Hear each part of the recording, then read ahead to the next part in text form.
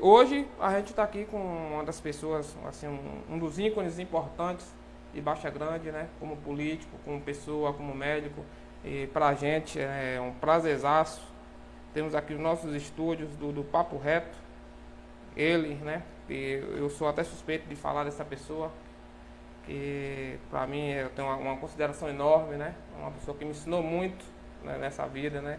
E para mim é um prazer estar mediando essa entrevista hoje com o nosso querido, né? Nosso grande doutor Heraldo. Alô, doutor, boa noite, seja bem-vindo ao Papo Reto. Boa noite, Genails.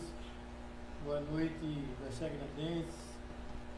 Boa noite, internautas, né? Que acompanham aí o Papo Reto todas as quintas-feiras. E dizer também a você, Nails, que é um grande prazer estar aqui com você nesta noite de quinta-feira. Participar desse Papo Reto, porque está sendo bem, né, divulgado.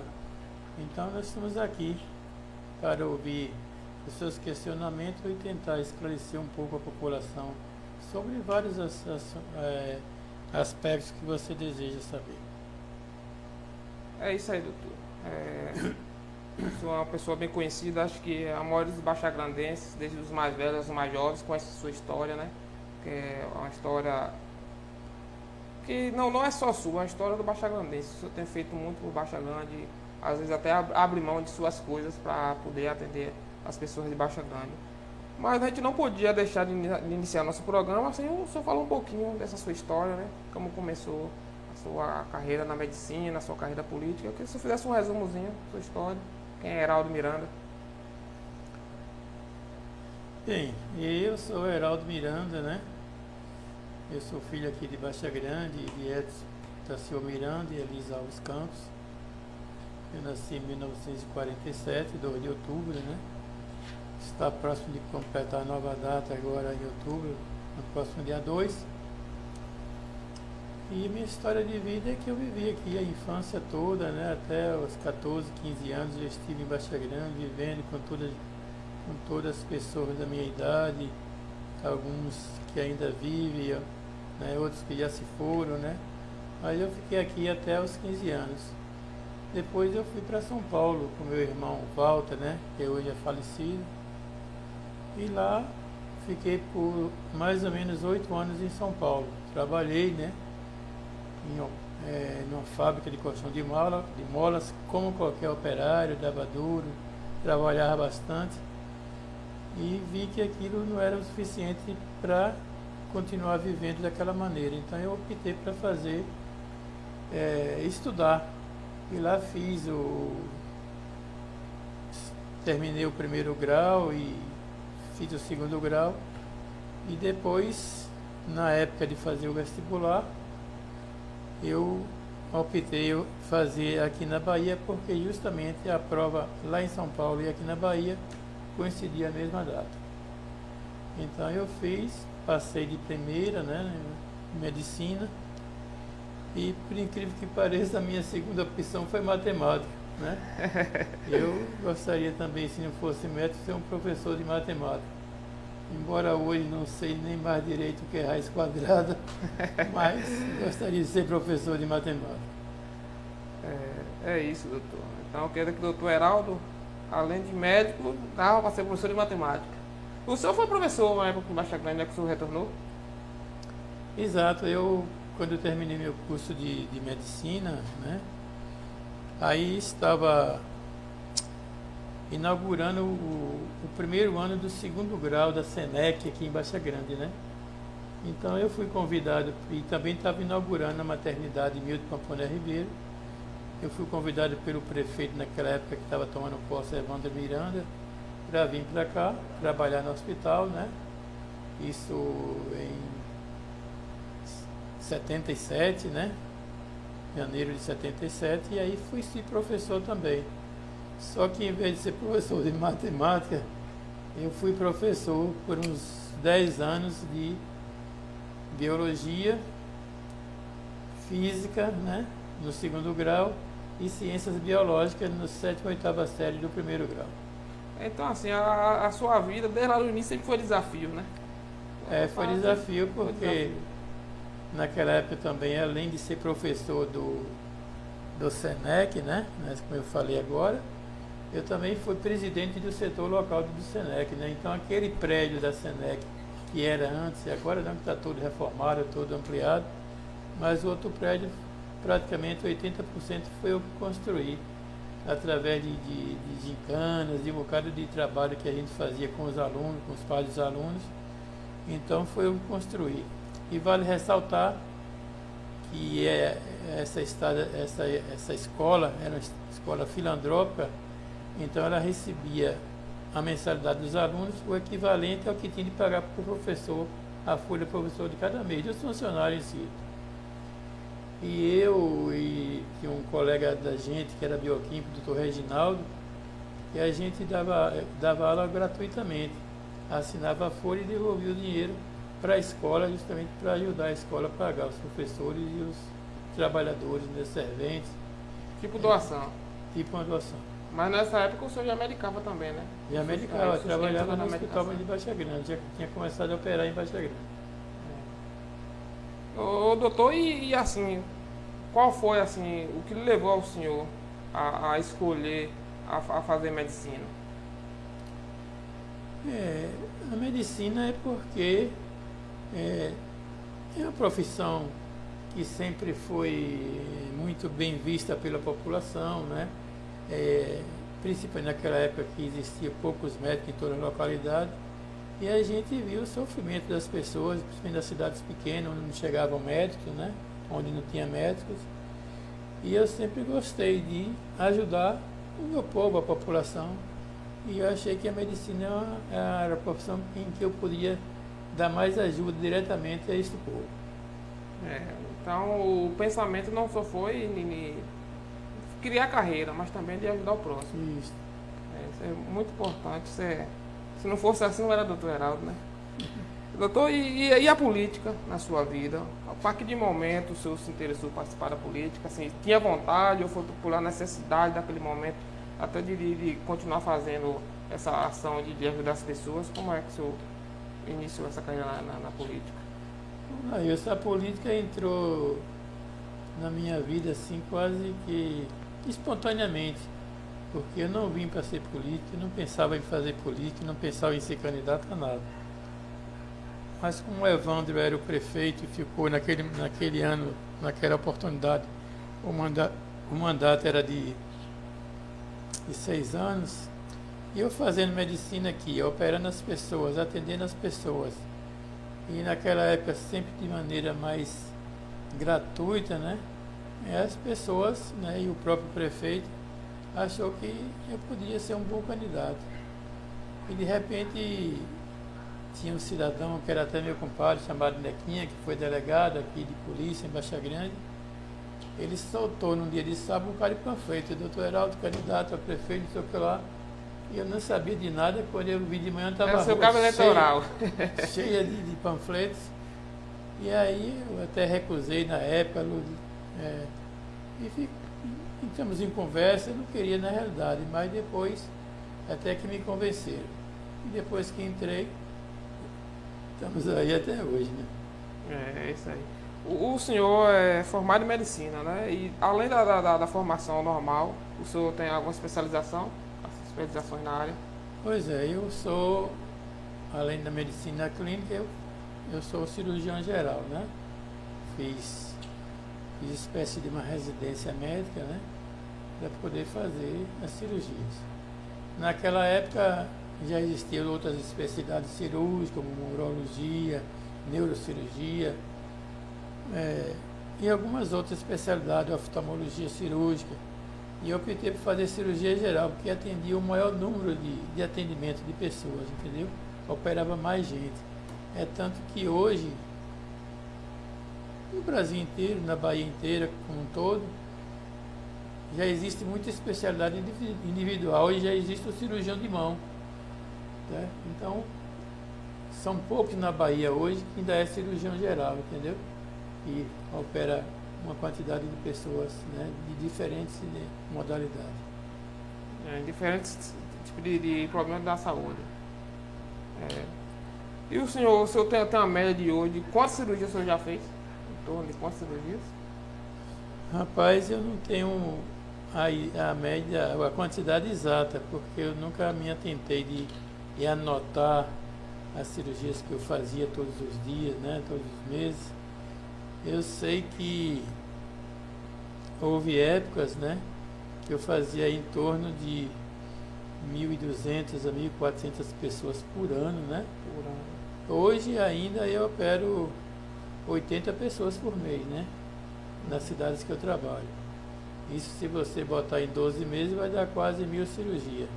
Você botando aí de 44 anos de medicina, mas eu só comecei a operar aqui depois de 2 anos, uns 42 anos, multiplicado por 1.000, um pelo outro, certamente vai dar mais de 40 mil pessoas. Acho que, se brincar, é um recorde, né? Esse é um recorde, a gente tem que pedir o Guinness Book para fazer esse estudo aí para ver se não é recorde. É muita cirurgia. O senhor se recorda da sua primeira cirurgia? Rapaz, a minha primeira cirurgia eu fiz quando eu estava fazendo a residência, um estágio na maternidade de Cila Balbino em Salvador.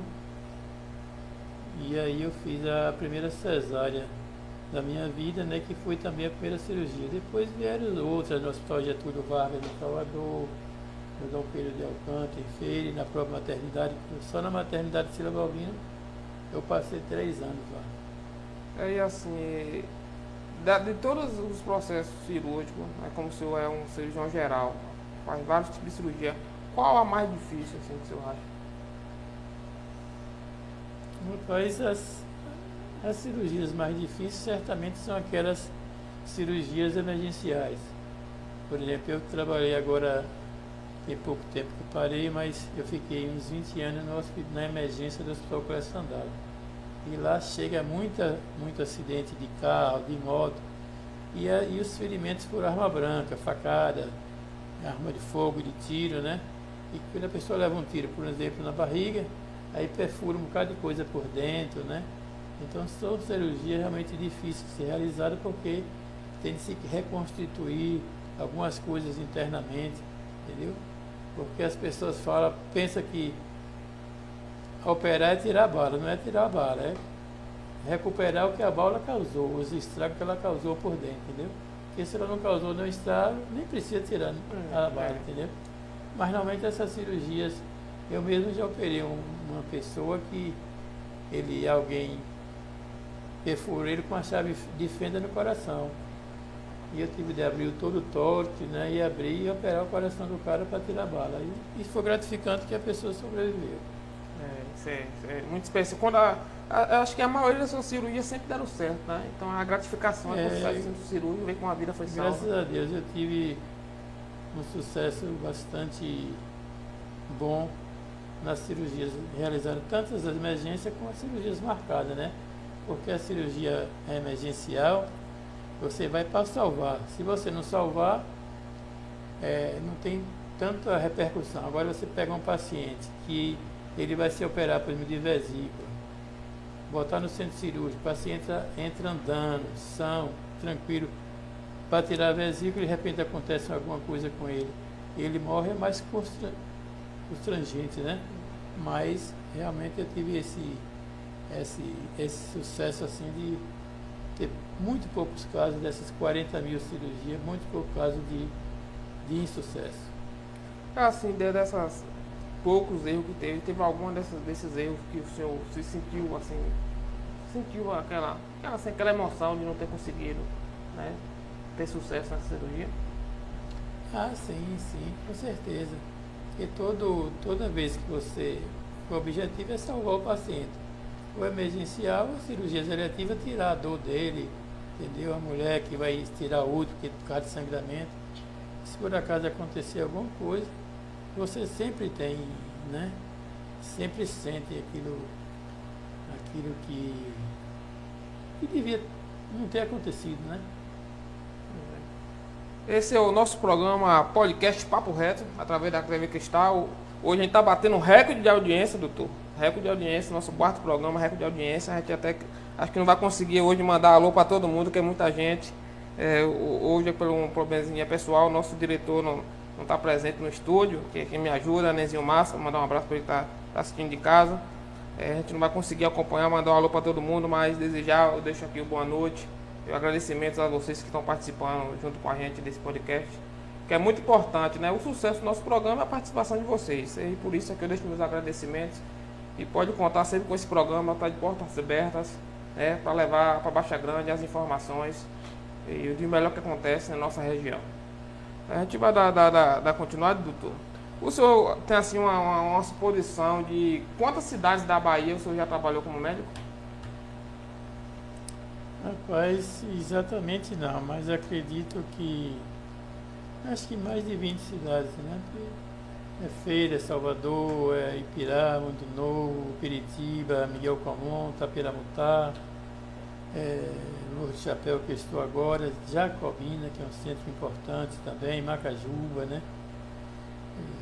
Pintadas na Macajuba, Rui Barbosa, Itaberaba. Tem aquele Caldeirão Grande, né? Caldeirão Grande, Você está atualmente. E hoje, atualmente, você está em quantas cidades? Eu estou em Feira, né? Lá, mas não estou na emergência mais, eu estou na parte administrativa. Eu sou atualmente autorizador das AIHs, né? Que é internamento hospitalar. Eu estou em Itapiramutá, estou em Morro de Chapéu, estou em Jacobina, né? E em Feira de Santana. O estado é grande, né, doutor? O senhor está hoje com 70 quantos anos? Hã? O senhor está hoje com 70 quantos anos? Eu tenho 73 anos, completo 74, dia 2 de outubro. Além de estar ali fazendo a cirurgia, ainda tem essa correria né, de viagens. Bem puxado, né? Com certeza, a gente sai cedinho, 6, 7 horas da manhã, só chega à noite, às vezes 7 horas, 8 horas, às vezes 9 horas da noite. E se falando de Baixa Grande, doutor, o senhor é aposentado, né? Futuro de Baixa Grande como médico, né? O senhor tem assim um sonho ou um desejo de voltar a medicar no Hospital Municipal de Baixa Grande? Rapaz, eu fiquei aqui, né? Mais de 40 anos trabalhando em Baixa Grande. E é lógico que a gente cria um vínculo, né? Com o hospital. Eu operei bastante aí, né? Desde a época que cheguei, passei mais de 30 anos, 35 anos operando em Baixa Grande. E aí, depois que o hospital foi fechado para cirurgia, isso foi um baque muito grande para a gente e para a população, né? Nessa última gestão eu batalhei, investi mais de R$1 milhão só em equipamento para o centro cirúrgico e começamos a fazer novamente cirurgia. Infelizmente perdi a eleição, né? Mas é uma vontade do povo, a gente não pode discutir isso, mas pretendia continuar operando em Baixa Grande. A gente fica até assim um pouco constrangido de falar nesse assunto, né? Sobre a questão do centro cirúrgico, porque na verdade hoje em Baixa Grande, como eu falei no programa passado, o Baixa Grande tem vivido política 24 horas por dia. Qualquer assunto, qualquer tema que você fale, até uma observação sua, as pessoas acham que é política, né? E aí a gente fica até constrangido de falar isso aqui na sua presença, o seu sonho, né, de voltar a funcionar o centro cirúrgico e tá lá prontinho o centro cirúrgico, e as pessoas até comentam e falam que aquilo ali foi obra eleitoreira, foi para se reeleger, mas as pessoas não vão no fundo saber que era um sonho, um desejo seu de ver as pessoas da sua cidade fazendo ali a cirurgia sem precisar se locomover para outras cidades. A gente até tem uma observaçãozinha que a rede social aí foi divulgada essa semana, que a prefeitura vai começar de Baixa Grande a fazer cirurgias seletivas na cidade de Rui Barbosa, tendo um centro cirúrgico aberto no nosso município, né? A gente não sabe se a gente comemora porque vai fazer cirurgia, né? É bem-vindo, né? Mesmo sendo distante, ou se a gente fica triste saber que a gente podia estar fazendo em casa, sem precisar sair de sua cidade para ir para outra cidade, né? Mas é assim mesmo, a vida segue, né? Quem sabe futuramente, se eu não esteja aí, né, novamente aí fazendo cirurgia em Baixa Grande, possa ter esse bom senso aí e reabra para que nossa cidade seja assim um exemplo na região, né, de estar realizando cirurgias. Porque na realidade houve épocas que a gente operava aqui e era um centro de referência. A gente operava gente aqui Macajuba, de Piritiba, de Mundo Novo. De Mundo Novo não, porque já tinha Dr. Cleves, Dr. Raimundo lá com o hospital lá que funcionava direitinho, mais de Pintares, Mairi, Vaza da Roça. Então todo esse pessoal vinha para cá para ser operado em Baixa Grande, entendeu? Principalmente a cirurgia de emergência, tipo cesárea, curetagem, essas coisas.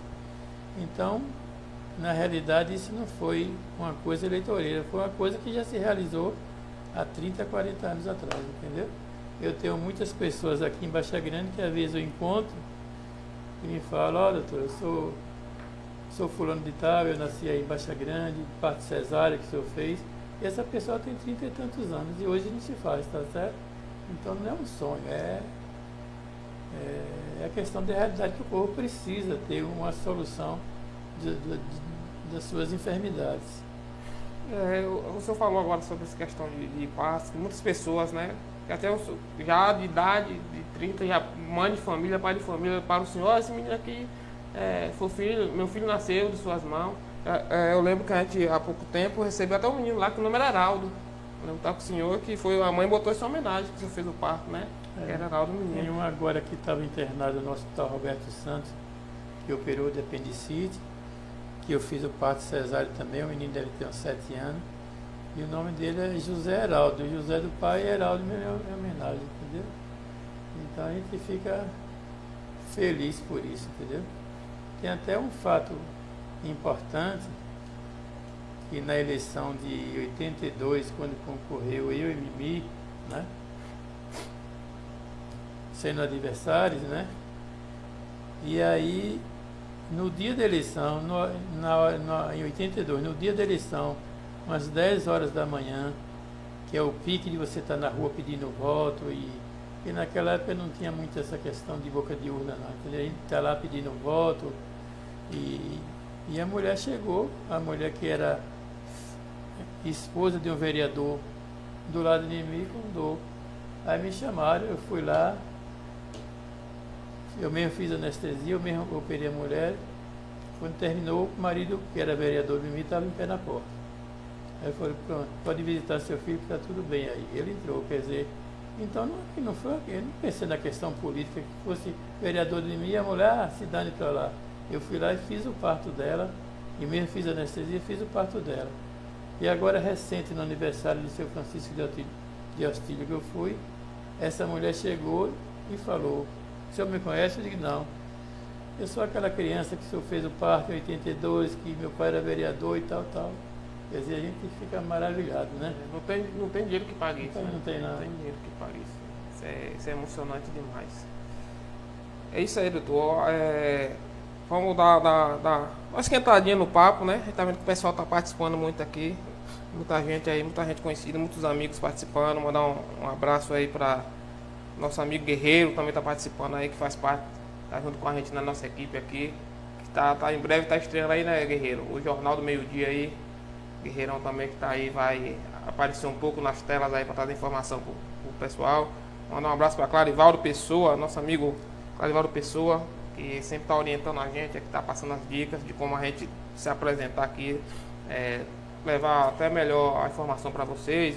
Nosso amigo Erivan Mascate, também que está acompanhando a gente aí, desde o primeiro programa que está junto aí, é um incentivador, um parceiro nosso, o professor Getúlio, todos os professores em geral que hoje estão participando aí, que não dá para acompanhar, a gente agradece a participação de vocês. É muito bom a gente estar participando de um programa e ter um convidado onde todo mundo bota aplausos, onde todo mundo faz comentário bom. Isso é muito gratificante, independente de ideologia, independente de cor, independente de partido político. Todas as pessoas que estão participando hoje aqui estão dando os parabéns, dizendo que o senhor é um exemplo de pessoa, um exemplo de vida. Então, para a gente do Papo Reto, isso é gratificante. Espero que a gente possa ter a oportunidade de estar trazendo outras pessoas aqui com essa grandeza de Dr. Heraldo, né? Para a gente estar tendo esse papo legal, descontraente, né? A gente sabe que em alguns momentos a gente vai ter alguns assuntos que vão ser um pouco polêmicos, que tem pessoas que realmente estão esperando por isso, estão assistindo, que a gente toque em alguns assuntos. Então, como diz o programa, é papo reto, né? Que o papo é reto, a gente não vai se abster de tocar em nenhum assunto, entendeu? Então, o importante é deixar tudo bem claro para a população, né? O que vem acontecendo, o que aconteceu. E para a gente começar, doutor, a gente vai entrar agora a falar um pouco, né? Sobre política. o senhor que foi prefeito por 3 mandatos, né? Acho que não foi vereador, foi diretamente prefeito, né? 3 mandatos, é um recordista, acho que está empatado com o atual prefeito, né? Com 3 mandatos. Acho que não teve outro com 3, teve? Com 3, acho que seu Evandro, acho que só foi 2, né? Acho que foi Milton, né? Acho que seu Milton, Então, mas mesmo assim o recorde está empatado, né? Vamos ver se alguém vai quebrar aí de 3 mandatos. Aí eu queria que o senhor falasse dos 3 mandatos, qual foi assim, o mandato que para o senhor foi especial, por realizar assim, coisas que o senhor tinha vontade, tinha desejo, e ver que isso foi que até hoje é lembrado pelas pessoas. Bom, foram 3 períodos diferentes, totalmente diferentes na vida política de Baixa Grande e no Brasil como um todo. O meu primeiro mandato, eu acho que foi um mandato muito bom, que a gente tinha assim, um apoio de governo do estado, que a gente conseguiu fazer muita obra importante. Por exemplo, hoje ninguém se lembra, mas foi nesse mandato que a gente trouxe, através do governador João do Boa Carneiro, a água encanada do Rio Paraguaçu, que vem de 130 quilômetros para chegar em Baixa Grande. E graças a essa água encanada em Baixa Grande, hoje são vários povoados que são servidos, né? E vários povoados e pessoas da zona rural que são servidos por esse trabalho. Então, foi um ato importantíssimo naquela época dessa água do Paraguaçu que a gente conseguiu, entendeu? Foi uma época que a gente fez grandes festas com os micaretas, que começou a vir chiclete com banana, que a gente fazia os festivais de música, entendeu? Então foi muito importante aquele mandato e a gente construiu várias coisas também. Naquele período a gente construiu várias escolas, várias salas de aulas. Ao todo a gente terminou fazendo no nosso mandato 32 salas de aula, entendeu? Isso foi um avanço importante. E a gente deu bolsa de estudo para os alunos do SENEC. Então foi uma época importante para a gente. O segundo mandato a gente, né, foi meio polêmico, porque mudou também a questão do governo federal, de tudo, mas eu achei um governo importante também, porque foi na época que a gente fez um concurso público, né? E Baixa Grande tinha 500 e tantas pessoas aí que trabalhavam, mas sem nenhuma segurança, sem nada, não tinha. E depois que esse concurso público, a gente nomeou no mesmo dia, naquele salão da prefeitura, e entregou 328 diplomas de pessoas concursadas em várias áreas de trabalho do município, que todos eles teve a garantia de trabalhar e fazer o que quer, pensar o que quer, porque tinha segurança que estava empregado permanentemente. E já tinha 106 que era definitivo, então Baixa Grande passou a ter naquela época mais de 400 pessoas empregadas, entendeu? Mas esse concurso público realmente valeu a pena, entendeu? E agora, nesse último mandato, realmente eu acredito que foi um mandato muito bom, porque a gente conseguiu várias obras para a nossa cidade, de calçamento, reformamos praça, fizemos 2 micaretas excelentes, né? Fizemos festa, o verão na praça. E mais importante de tudo que eu acho desse mandato foi a questão de trazer a universidade pública para Baixa Grande, né? Porque a educação sempre está em primeiro lugar. Além disso, a gente fez a reforma do hospital, como eu já falei, botou o centro cirúrgico para funcionar, o raio-x funcionando, que naquele primeiro mandato eu tinha comprado um raio-x que funcionou e terminou desaparecendo. E agora a gente botou o raio-x para funcionar, que foi um trabalho super importante também, porque a gente fez. Fora isso, as escolas, né, a gente reformou todas as 25 escolas, mudou todo o mobiliário de todas essas escolas e construiu uma escola de 12 salas de aula, né? Então foi algo muito importante que a gente fez. Eu acho que muito bom o nosso mandato agora, esse último. Mas se for pesar hoje na balança, qual dos 3 você fala assim, não, esse foi o meu mandato? Rapaz, eu gostei muito do meu primeiro mandato. É a primeira experiência, né? Sempre fica. E e saber que pro resto das vidas vai estar na história de Baixa Grande a forma que chegou a água, né? Que a água é vida. Então isso acho que é bem marcante por essa situação. A gente vê aqui muitas pessoas aqui mandando perguntas, gente. Eu não estou conseguindo acompanhar. Meu diretor fez falta hoje, meu diretor. Estou conseguindo acompanhar as perguntas, mas a gente vai tentar pegar algumas aqui para poder passar. O senhor tocou no assunto aí, não é nem pergunta aqui.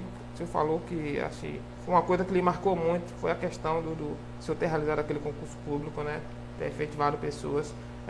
O senhor queria repetir novamente esse sonho, né? De fazer o concurso público, empregar as pessoas. O senhor até deu início no seu último mandato, só teve problemas aí com a justiça, como todo mundo sabe. O senhor teria alguma coisa a falar sobre essa situação desse concurso público? Não, o concurso público foi uma promessa de campanha e que realmente eu acho que é importante o concurso público para dar segurança às pessoas que vão trabalhar e também acredito que seriam as pessoas trabalhando os mais qualificados, entendeu? E a gente realizou o concurso público e esse concurso teve algumas polêmicas, né? Que eu mesmo não foi aí. A oposição não foi nada, eu mesmo cancelei, não o concurso, mas cancelei a prova para realizar outra dentro de 60 dias e pedi que o Ministério Público, a Câmara de Vereadores, a CDL, todo mundo acompanhasse para ver a lisura do cargo, entendeu? Não teve nada de falcatrua, quem passou na frente, quem passou, aqueles que passaram, eu acredito que realmente tiveram a capacidade de passar todos eles, mas teve aquelas polêmicas todas de muita gente numa sala só, de o celular. Então eu achei que anulando a prova para fazer outra, teria mais lisura, mais transparência ainda, entendeu?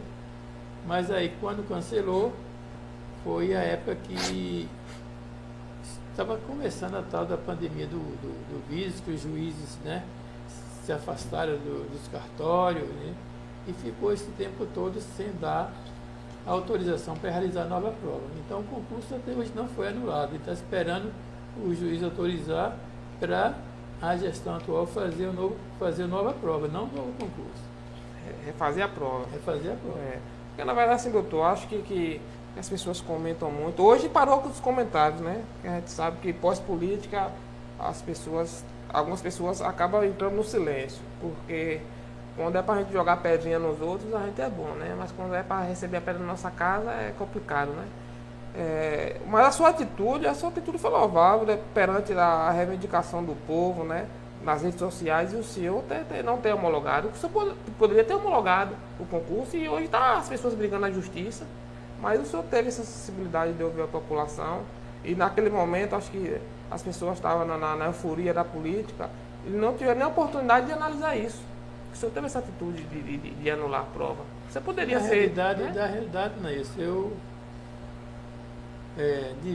deveria ter homologado, entendeu? Porque eu estaria brigando na justiça, mas as pessoas já estavam trabalhando, todas aquelas que gastou que pagou a taxa de mensalidade, que realmente estudou, que passou, e todos ali, se a justiça no futuro decidisse que não valia o concurso, tudo bom. Mas eu terminei pecando nesse sentido, eu confesso a você. Então, o senhor acha que a melhor decisão naquele momento teria sido homologar? Eu acho. Porque na verdade o concurso era para 111, 115 pessoas, 115 vagas.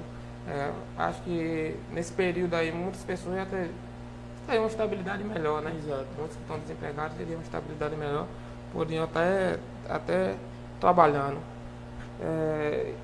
Em questão da política, a gente tem uma pergunta aqui, não me recordo quem fez, sobre o resultado das eleições. Assim, o senhor acha... Eu acho que o mandato do senhor não foi um mandato péssimo, pela avaliação não pode ser o melhor mandato, né? Mas também foi um mandato bom, de muitas obras, de muitos avanços em Baixa Grande. Mas o senhor, no seu análise, o que mais pecou para que a gente pudesse ter êxito no resultado das eleições? Rapaz, sempre o poder desgasta um pouco, entendeu? E a gente teve assim uma equipe de secretários boas, né? Boa para poder fazer todo o trabalho. principalmente a questão da saúde, da educação, da assistência social, que fez um bom trabalho, mas eu reputo que todos os secretários tiveram o seu valor e o seu desempenho, né, que ajudaram a realizar essa gestão. Mas existiam algumas falhas, né?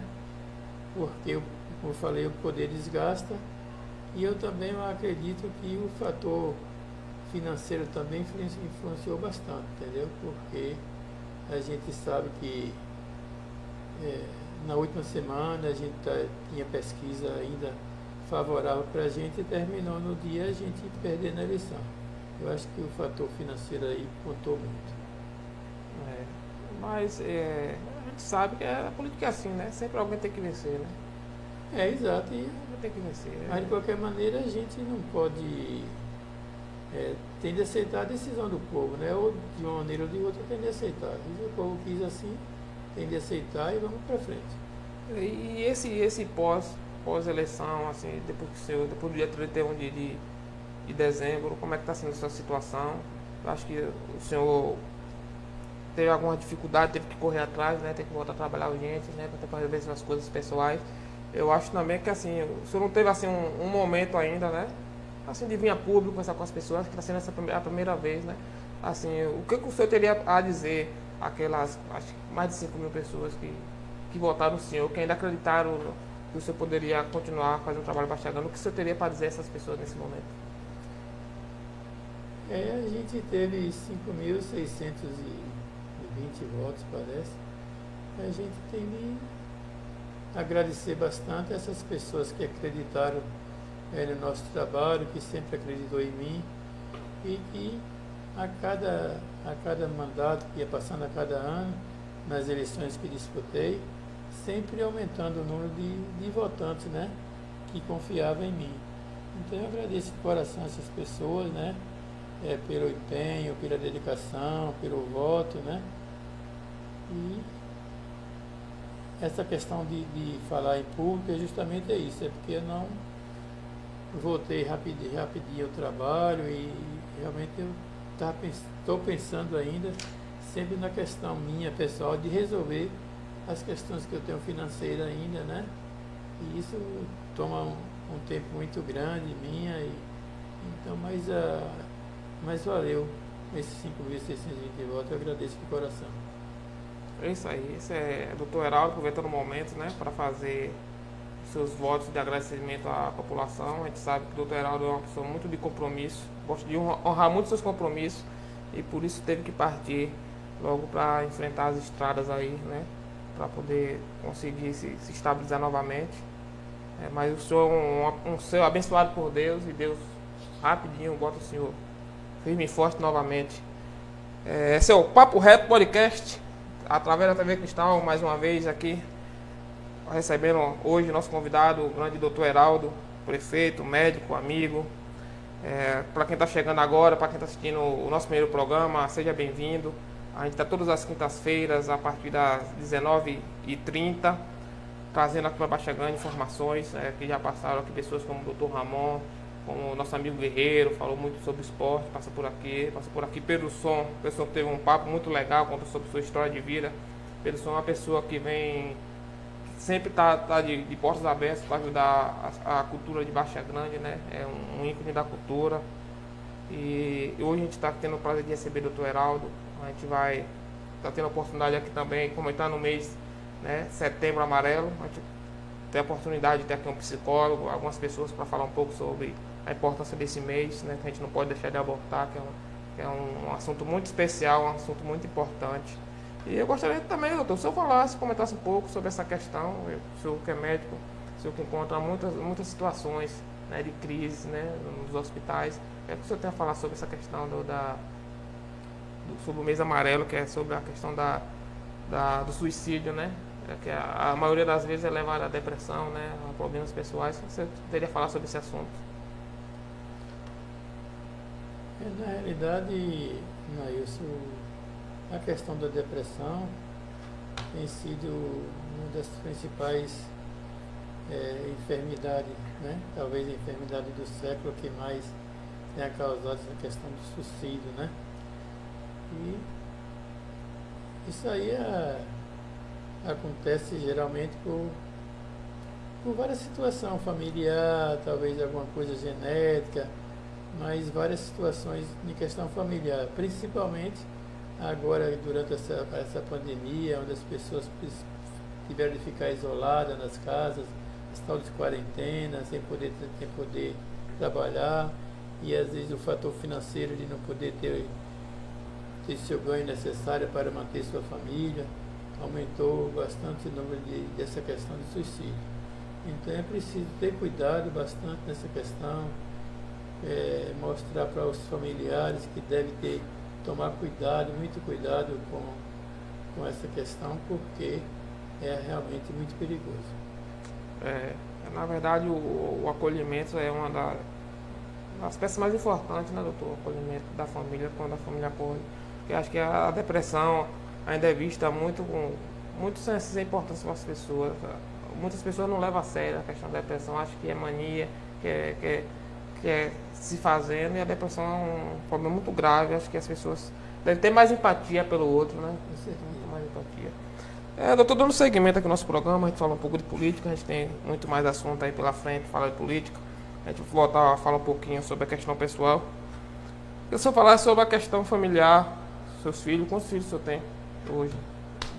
Você sabe que todo mundo conhece. Ao todo são 6 filhos, né? Eu tenho 3 filhos do primeiro casal, né? Tenho 3 filhos, tem Elisa, né? Que é uma caçula, né? Que é um relacionamento de 12 anos comigo, Eliade, né? Tem Darlene, né? Que foi alguma coisa mais antiga que a gente teve aqui em Baixa Grande, né? Minha filha. E Jamile, né? Jamile que mora hoje lá em Dias Dávila, mas foi um relacionamento antigo, quando era estudante aqui também. Então e Érico, são 5 mulheres e um homem, né? Érico hoje é veterinário, né? Érico é veterinário, Eneida é enfermeira, né? Trabalha na prefeitura de Feira. Érico é concursado na prefeitura de Pé de Serra, veterinário. Tem Darlene que vive aqui em Baixa Grande, né? Jamile, ela é funcionária do Banco do Brasil, lá no local. Elisinha estuda aí, né? Aqui em Baixa Grande, na Escola Cristã. E Lorena, como a maioria das pessoas sabe, foi essa questão também da depressão. A gente lutou bastante com ela, e conselho, e falava, e conversava todos os dias. E ela foi justamente que ela ele ficou com medo do coronavírus. Então ela passou a não visitar mais os irmãos lá em Feira. Quando ia visitar os irmãos, ficava do lado de fora da grade, falava pela grade, porque ela achava que ia transmitir a doença para os irmãos, entendeu? E era uma pessoa extremamente inteligente, era advogada, trabalhava na Polícia Militar. Ela fez um concurso interno da Polícia Militar, onde participaram 1.730 mulheres. Ela passou em primeiro lugar, entendeu? Para ser oficial, ia começar a fazer tipo uma faculdade da Polícia Militar, que seria 3 anos, quando saísse dali já era oficial da Polícia Militar. Mas infelizmente ela cometeu suicídio, né? Foi o ano passado, em julho do ano passado. E foi um sentimento muito grande para mim, sofri bastante, mas essa questão do suicídio e depressão, a gente nem pode se culpar, porque na realidade é uma coisa que acontece e acontece mesmo, então as pessoas têm de se prevenir. O senhor demonstrava que ela uma das pessoas, dos filhos mais apegados ao senhor, né? Sempre estava mais presente. É um momento triste, mas o senhor hoje também tem um lado feliz também, que é a Lizinha, né? A Lizinha, a blogueirinha, né? Também nos momentos assim de tristeza acaba recompensando um pouquinho, né? Porque a criança, a gente sabe que quando chega, muda todo o ambiente, né? Antes de voltando, vou falar na questão política, doutor. A gente está aí com uma polêmica há mais ou menos 3 meses, que é a questão das contas, né? Das contas do ano de 2019. E as contas foram reprovadas pelo TCM, que assim, se a gente for analisar não é uma coisa absurda, né? Porque isso já aconteceu, não só em Baixa Grande, como vários municípios já aconteceu, prefeitos em Baixa Grande que já aconteceu com isso, e as contas, depois dela ser analisada pelo TCM, ela aprovada ou reprovada, ela é encaminhada para a Câmara de Vereadores do município, né? Assim, eu, pela minha pequena análise, doutor, eu vejo assim, as contas são analisadas por técnicos, né, pessoas formadas para fazer isso, lá do TCM.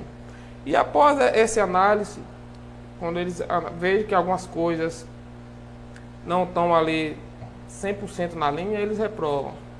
Mas não é uma reprovação 100%. Essas contas são encaminhadas para a Câmara de Vereadores. Aí eu me perguntando por que as contas têm que ser passadas pela Câmara de Vereadores. Aí eu me respondi, eu não sei se eu estou certo. É porque, na verdade, os técnicos, às vezes, não conhecem a realidade do município. E os vereadores conhecem a realidade do município. Às vezes, o município teve um gasto de combustível que não é equivalente à quilometragem do carro. Isso lá o técnico analisou isso. Mas o vereador, quando está em Baixa Grande, ele sabe que quando o carro da prefeitura está quebrado, ele mesmo dá o carro dele para ir. Não, eu estou com o carro quebrado, vou dar o meu carro para levar o paciente. Ele tem que botar combustível em que carro? No carro da terceira pessoa. Isso lá para o TCM é ilegal, né? Durante a lei, o abastecimento tem que ser no carro da frota do município. Mas a opção do gestor que está ali, que é humano, ele vai deixar o paciente sem viajar ou ele vai botar o combustível no carro do vereador do terceiro. Então, eu acho que essa lei que o TCM manda para a Câmara de Vereadores é para ter essa análise. Porque quando o TCM julga que gastou muito combustível, o vereador tem que saber que o combustível foi gasto no carro dele, porque naquele momento o carro estava quebrado, teve que levar o paciente urgente, ou o prefeito pegou o próprio carro dele, deu para levar. Então, pelo que a gente analisou, que eu analisei, eu olhei o relatório, são pequenas coisas assim, eu não consegui enxergar desvio, né? Sobre essa questão, a gente tem essa questão das multas, né? Que a gente sabe que a multa é pessoal, valores altos que o gestor tem que pagar, não pode tirar do recurso do município.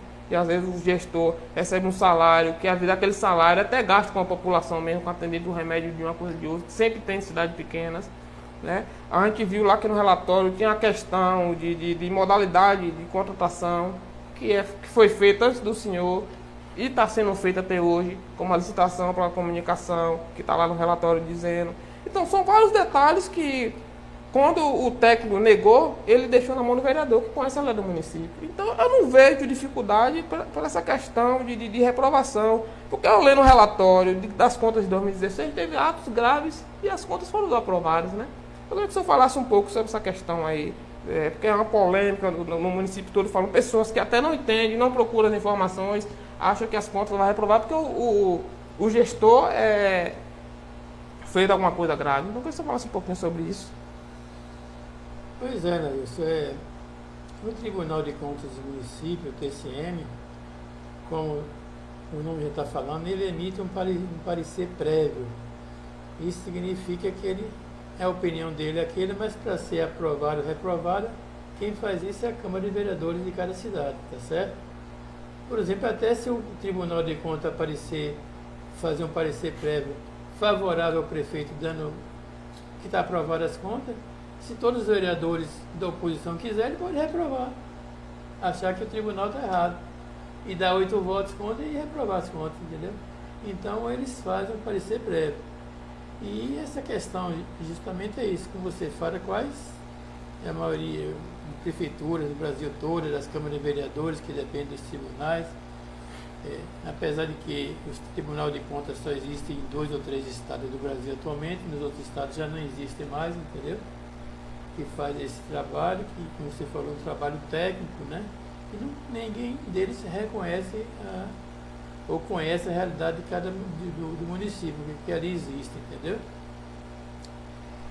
Então, aqui em Baixa Grande mesmo, algumas vezes, contas de ex-prefeito foram reprovadas, né? Foram reprovadas e depois foram aprovadas pela Câmara de Vereadores. Então, as minhas contas de 2019 estão aí para ser aprovado ou não pelos vereadores. Temos um parecer prévio de reprovação para o Tribunal de Contas. E qual foi a principal coisa da reprovação? É a questão das multas, que foi imputada para mim algumas multas pequenas de 3 mil, 4 mil, que é referente à denúncia de vereadores, de algum tipo de denúncia que ele fez, e do próprio concurso público, e assim vai. Mas eu quero chamar a atenção para a população, para os vereadores, que teve uma multa grande de R$ 54.600. Equivale ao terço do salário, todo o salário que eu ganhei na prefeitura durante aquele ano. E por que essa multa alta? Porque a lei fala se gastar com o pessoal, pagando a funcionário, mais de 54% da receita do município, as contas dele é reprovada e tem essa multa. O índice pessoal passou. O índice pessoal, entendeu? Então, aconteceu porque até os advogados conversaram comigo, o próprio contador, rapaz, tem que baixar o nível tem que botar gente para fora. Botar pelo menos umas 100 pessoas para fora. Demissão. E mais uma vez, eu pensando nos funcionários, pensando na família dos funcionários, não demitir essas pessoas. E aí, ultrapassou o índice e eu fui multado. Então, eu fui multado por quê? Para proteger várias famílias, mais de 100 famílias que estavam ali dependendo desse recurso. Então, os vereadores têm de ver essa questão também, entendeu? Porque foi uma multa que, no fim, quando somou todas as multas pequenas com essa, foi para 86 mil. E eu tenho que pagar do meu bolso. E eu não tinha esse dinheiro, entendeu? Porque quando a pessoa está lá com o prefeito para fazer falcatrua, para roubar, para fazer isso ou aquilo, é fácil pagar umas multas dessas. Como minha intenção não era essa, porque hoje eu tenho 73 anos, fui 3 vezes prefeito, 44 anos de médico, e não tenho patrimônio nenhum. Porque 3 vezes prefeito, se eu fosse um político, né, que gostasse de fazer falcatrua, que roubasse, eu estava cheio de dinheiro por aí, tinha fazenda, tinha tudo. Então eu vejo que a questão das contas é fácil de se ver, porque é uma questão só de não ter pago as multas, porque não tinha dinheiro, e porque teve a multa, porque protegi sem família ali que devia ser mostrado para fora. Isso é importante, independente da aprovação, né, não? Porque na verdade hoje que deu esse poder, infelizmente, são os vereadores, né? A população ficou sabendo, né? Eu acho que as pessoas estão assistindo, eu acho que tem pessoas que não assistem no momento, mas assistem em outra oportunidade. E tem também o Fala, né? Me disse, pessoas que estão assistindo hoje que não tinham conhecimento da questão das contas, que está tendo a oportunidade de saber o real motivo. Isso é importante, que independente do resultado da votação, eu acho que 90% de Baixa Grande sabe da sua pessoa, da sua integridade, da sua honestidade. Então, o que mais importa para a população de Baixa Grande é isso. As contas reprovadas ou não, a gente sabe que o senhor não fez nada de errado, que não tem nada abusivo ali, entendeu? Eu acho que os vereadores, eu não sei se no momento tem algum assistindo, eu acho que os vereadores deveriam esquecer o lado político e também ver o lado humano, porque assim a gente sabe do hoje, não sabe do amanhã. Quantas foram das pessoas que já bateram na sua porta, pessoas que lhe ofenderam, fizeram mal, e o senhor abrir as portas. Então, a gente não sabe do amanhã, então é que os vereadores avaliassem isso, né? Mesmo sendo da oposição, porque um vereador hoje, ele tem um sonho de ser prefeito. Amanhã ele pode estar nesse papel, e aí agora? Como é que vai ficar o seu pensamento? Poxa, eu reprovei por isso aqui, eu estou passando pela mesma coisa, né? Eu estou sendo aqui punido pela ação que eu fiz de benefício à minha população. Então, não sei se estão assistindo, espero que os vereadores façam essa análise, repensem, que não é só o lado político que importa não, o lado humano também é muito importante. E até, Nailson, os políticos de uma maneira geral, que vê essa questão, que incentiva até ou induz o vereador a votar contra as contas, tudo, poxa vida, tem que ter paciência, né? Porque quantas coisas se fez de bem no município para toda a população, será que isso não vale nada? Você sabe que, né, há poucos anos atrás, teve um prefeito que teve as contas reprovadas e veio para o município para aprovar. E eu tinha a maioria dos vereadores, eu podia ter mandado votar contra, e hoje a pessoa não podia ser candidata. E eu autorizei aos meus vereadores, né, a votar a favor para ele não ser reprovado as contas dele. Quer dizer, quando chega a minha vez, a pessoa quer fazer o contrário, realmente é difícil você acreditar que existe pessoa dessa qualidade. Mas assim, doutor, eu acho que assim, o seu maior defeito está na sua maior qualidade, é sempre fazer o bem. Às vezes quem faz o bem acaba sendo prejudicado, né? Aí o senhor não pensou duas vezes em beneficiar a pessoa, né? Sabia que podia sofrer outras penalidades, né? Uma pessoa de família, uma pessoa que é conhecida, imagine só ser penalizado, não só a questão de ser reprovado, ficar inelegível por 4 anos, mas as coisas pessoais, né? Uma pessoa poderia querer fazer outro tipo de ação pessoal e ser penalizado por isso, né? O senhor também pode ser penalizado por isso, não só a questão política, né? Principalmente o senhor que trabalha em vários lugares, a sua parte de pessoa física pode ser prejudicada por essa prestação de conta. Uma coisa que o senhor fez para beneficiar os baixagrandenses. Então, mais uma vez aqui eu peço aos vereadores que analisem bem, não olhe só o lado político, olhe o lado humano, porque o mundo dá muitas voltas. Hoje sou eu, amanhã pode ser você. Doutor, vamos dar continuidade, né, no assunto. Como o tempo é curto, a gente já tem quase 1 hora de programa, para o programa não ficar muito extenso. Vamos tocar em outro assunto também que foi embate, foi debate na Câmara de Vereadores.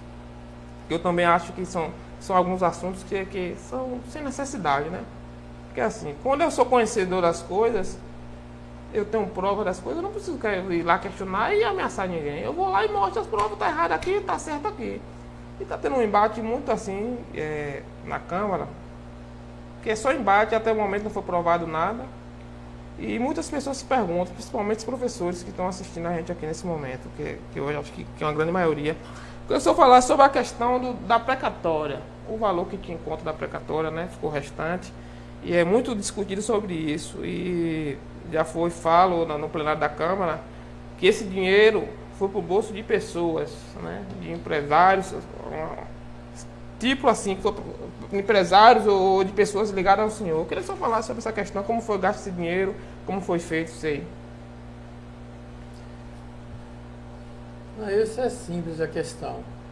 Baixa Grande, ela foi agraciada com uma precatória, que é um valor que tinha de restituir, da União restituir para a Prefeitura de Baixa Grande, para várias prefeituras do Brasil. E Baixa Grande houve uma cota inicial de 12 milhões de reais, mais ou menos 12 milhões de reais. Desses 12 milhões, 20% seria pago para o advogado, mas por conta do empecilho da lei, não foi pago, não chegou a se pagar o advogado e esse dinheiro ficou na conta. E o restante do dinheiro, 5 milhões e tanto, nós pagamos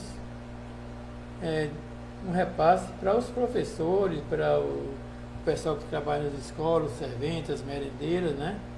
Foi 5 milhões e pouco. Então tem a folha lá, tudo, cada professor quanto ganhou, cada servente quanto ganhou, cada merendeira quanto ganhou. Não foi R$1 para o meu bolso. Inclusive isso tem a lei na Câmara, aprovada por unanimidade por todos os vereadores, inclusive alguns que estão aí que estão falando. Está lá escrito que ele votou a favor para se pagar isso aos professores. E naquela época já havia uma recomendação da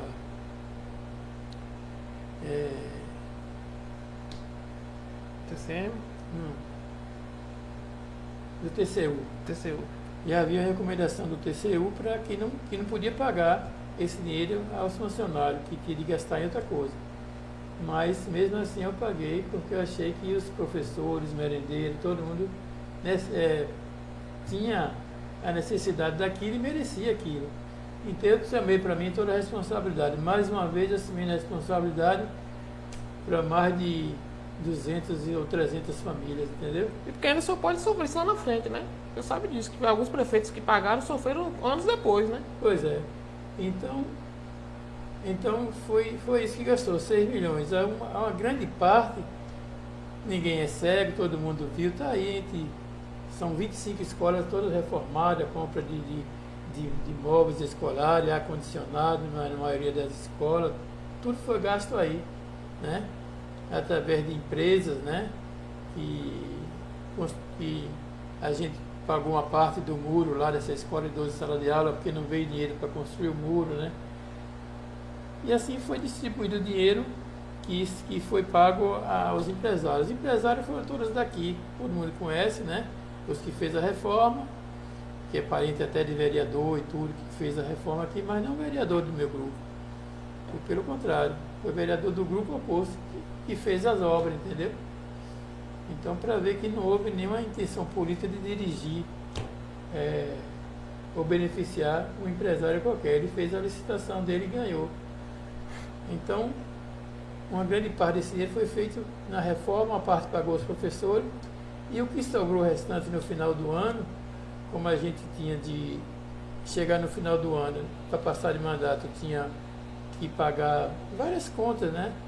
Então, só do INSS da própria educação, com esse dinheiro, o restante se pagou 693 mil.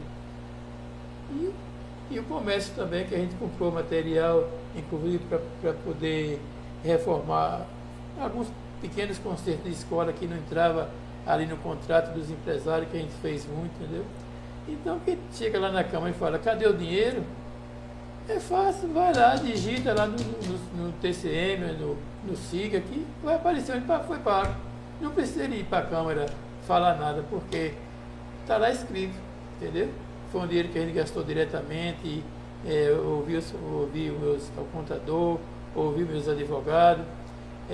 A secretária de Educação não teve aí muita participação, porque foi só uma comunicação verbal, assim, ela não assinou nada, mas isso foi uma orientação dos nossos advogados, do contador, e está lá. É só quem está acusando onde é que está o dinheiro, vai lá, digita lá no sistema do TCM, do SIGA, que vai encontrar onde está gastando, onde foi o dinheiro. Certamente não foi para o meu bolso, nem de parente meu, nem de ninguém, nem de pessoas que convivem comigo. É porque assim, doutor, o questionamento que fala, né? É como se realmente soubesse onde é que está o dinheiro. Fala, né? Diz que o dinheiro foi desviado e deixa a interrogação como soubesse de onde está o dinheiro, mas realmente sabe. Porque assim, a situação hoje tem todo acesso. O financeiro tem todo acesso, todas as contas. A conta da precatória é uma conta caixa, é uma conta diferente. Sabe, só pediu o Estado de que quando foi transferida, quem pediu a transferência, que vai caber. Acho que a gente tem levado a política assim, muito pelo lado sombrio. Eu acho que a população só perde, só que tem que perder é a sociedade, né? E, então, como o senhor acabou de falar aqui, a maioria dos questionamentos lá na Câmara é sobre a secretária de Saúde, a antiga secretária a antiga secretária de Educação, né? Eles não questionam muito, nem falam muito sobre o gestor. Falam que a secretária de Educação tem que dar providência no tal dinheiro. Isso eu acabou de relatar aí que a secretária de Educação não assinou nada, né? Não fez solicitação nenhuma da transferência, apesar do dinheiro da precatória ser ligado à educação, mas era uma conta, né, separada, não era separada, conta única. E acho que qualquer gerente da Caixa não precisa de assinatura do secretário quando o prefeito solicita, né? Foi o prefeito e a Secretaria de Finanças. Então eu acho que depois que a gente consultou advogado, contador, tudo, e aí se fez o uso, porque tinha que pagar as contas da prefeitura, dos fornecedores e do INSS, prefeitura, relacionado ao setor da educação mesmo. Então, para quem está assistindo, ficou bem claro, né? Somente aquelas pessoas que são assíduas a ouvir a sessão da Câmara, que sempre vê aquele mesmo discurso. Tá aí a resposta sobre a questão da precatória, né? Se não ficou bem esclarecida, a gente vai aqui, abre outro momento, outro espaço para esclarecer. Até o outro lado, se queira vir, né? A gente também abre aqui para esclarecer, né? Aquele questionamento sobre a integridade da secretária de Educação, da ex-secretária de Educação, que é um prazer estar participando aqui, ela está recebendo, ela está aí junto com a gente assistindo. Então tá aí bem claro, né? Que eu acho que o problema da Secretaria de Educação foi ter trabalhado muito. Isso ainda fere muito, doutor, né? Isso ainda fere muitas pessoas ver uma secretária que entrou, que recebeu os braços de todos os professores, entrou e saiu sem nenhuma polêmica, sem nenhum problema com os professores, pagou todos os direitos. Então, eu acho que isso é o maior problema da oposição, né? Nem o dinheiro, acho que o problema é ela, que a mulher é retada. Isso aí, vamos continuar nosso programa, tá? Mais uma polêmica, um assunto que estava aí aberto e a gente acabou aqui, o doutor Heraldo falou, né? A gente não foi eu que falei, não foi ninguém, todo mundo está vendo aqui, que ele mesmo está explicando, ele mesmo está explanando, né? Está tendo a oportunidade aqui, não está correndo as perguntas, você está vendo que é conhecedor de tudo que se passou na gestão dele, entendeu? Então, realmente, era o prefeito que estava ali, está tendo aqui a humildade de assumir os erros que foi acontecido, né? Mas a maioria dos erros pensando na população. Então, eu acho que essa sua forma de viver, doutor, essa forma sua de agir, que é o diferencial de muitas pessoas. Acho que muitas pessoas precisavam parar e analisar um pouco como é o senhor. Eu, graças a Deus, tive a oportunidade de conviver com o senhor e a partir dos momentos que a gente passou junto, eu mudei muito. Mudei muito minha vida, aprendi muito com o senhor. Principalmente nos momentos de estourar e a gente dar aquela respirada. Isso eu aprendi muito com o senhor, e respirar e tentar resolver com diálogo, com a conversa. Isso aí eu aprendi com o senhor, que eu tinha mania de tudo ser estourado, né? E na convivência, ver ali, em várias situações, o senhor respirar fundo e, não, calma, ir pro diálogo e resolver. Então, acho que as pessoas de Baixa Grande deveriam também, principalmente as pessoas que estão chegando na política agora, porque a política não é só o pão de troca, né, pelo voto, a política também faz as coisas de coração, não é só estando lá, deu voto, não, é também de coração. Então, eu acho que as pessoas devem parar e analisar. Acho que a gente deve realmente renovar a política, mas não renovar a política por idade, mas renovar a política da maneira de se fazer, de se agir. Então eu acho que Baixa Grande está chegando nesse momento dessa mudança, né? Não mudança de idade, né? Que o senhor 3 vezes prefeito, 70 e poucos anos, mas a sua mentalidade é muito mais jovem do que muitas pessoas que a gente vê aí. E para continuar o nosso Papo Reto, né? Podcast Papo Reto, é um prazer ter todos vocês aqui mais uma vez. Para quem está chegando agora, a gente está entrevistando o doutor Heraldo. O Papo Reto vai todas as quintas-feiras, a partir das 19h30, pelo Facebook da Cristal TV. Doutor Heraldo, para a gente dar continuidade ao nosso programa, eu queria que o senhor falasse aqui um pouco de uma pessoa que, assim, que é amigo, eu vejo vocês dois como amigos, porque até nos momentos que foram adversários, foram cúmplices, né? Foram parceiros. Que você falasse um pouco sobre Mimi, né? Que foi seu último vice-prefeito, que você falasse um pouco sobre Mimi. O Mimi, a gente é mais ou menos contemporâneo, né? Eu vou fazer 74, o Mimi tem 75 anos. E é aquela pessoa que sempre participou da política em Baixa Grande e tem mais ou menos a maneira de ser, assim, de olhar para o povo, né? De querer bem ao povo. É uma pessoa também que eu vejo sem um patrimônio, né, grande, porque ele sempre participou da política, ajuda o povo, entendeu? E é uma pessoa amiga desde aquela época, a gente pequena aqui, jogava bola junto e tudo, entendeu? Eu saí para São Paulo, ele andou uma época para o lado do Paraná, mas ele é uma pessoa excelente, uma pessoa, né, de boa índole, né? Realmente hoje, que foi companheiro de chapa, aí eu vejo nele aquela pessoa, né, que pode ainda ajudar muito Baixa Grande. Em 82, como eu falei, eu fui candidato a prefeito contra a Mimi. Me lembro bem que naquela época a eleição era dia 15 de novembro.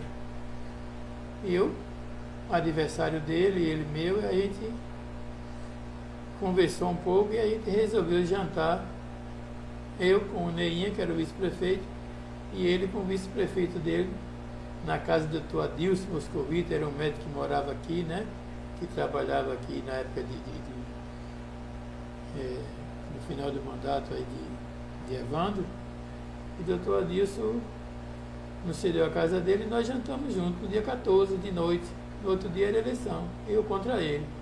E a gente conversou bastante, eu falava que ia ganhar a eleição, ele falava que ele que ia ganhar, né? No outro dia eu ganhei a eleição, ele veio, me comprometeu, me abraçou. E depois teve períodos de ficar até contra, assim, politicamente, mas nunca foi aquela pessoa de política baixa, de política de fazer xingamento, de política de denegrir a imagem de ninguém, entendeu? E por isso eu vejo nele um companheiro que até hoje a gente está junto e acredito que é uma coisa que vai continuar.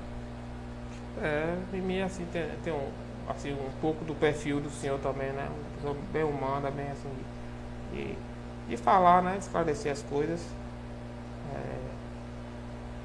A gente queria aqui deixar um abraço à Coffee Time, né? Que está patrocinando a gente, um cafezinho, né? Pra gente, que é parceiro. E também deixar você aqui, tem embaixo aí o nosso Pix, é você que queira contribuir com o nosso programa, né? A gente tá iniciando, mas a gente sabe que tem alguns gastos, a gente quer melhorar nosso cenário, né? Melhorar a qualidade até das câmaras. É você que acredite nesse projeto, né? Tá aí o número do nosso Pix, queira fazer uma doação, ou você que queira, né, trazer o seu comércio, a sua marca para a gente estar divulgando. Está aí o contato também, queira fazer e ajudar esse projeto. O papo tá bom, as pessoas estão participando, muitas perguntas. A gente às vezes não consegue acompanhar. Alguém perguntou aqui, doutor, sobre a questão do precatório dos falecidos que não chegou a ser pago, né? Eu acho que teve algum problema judicial. Se eu podia falar alguma coisa sobre isso? Eu me lembro que teve algum problema nesse sentido aí, da questão do precatório dos falecidos, entendeu? Teve uma ação judicial que impediu o pagamento, né? Não sei qual foi a justificativa, mas da parte da prefeitura, na época eu autorizei o pessoal que estava cuidando disso, da comissão que foi criada, né? Para resolver a questão, mas eu não sei até que ponto, né, isso teve esse empecilho, causou essa perda para os familiares dessas pessoas. Aí que a pessoa perguntou para a resposta, né? Porque foi questão mais judicial, né? Questão mais judicial, essa questão desse pagamento. A gente já está quase 2 horas de programa, né? O papo tá rolando, as pessoas estão participando. O nosso papo reto aqui a gente só para mais quando começa a ficar cansativo, mas as pessoas estão participando, aí a gente vai puxando assunto que até não está na pauta, vai entrando e vai passando.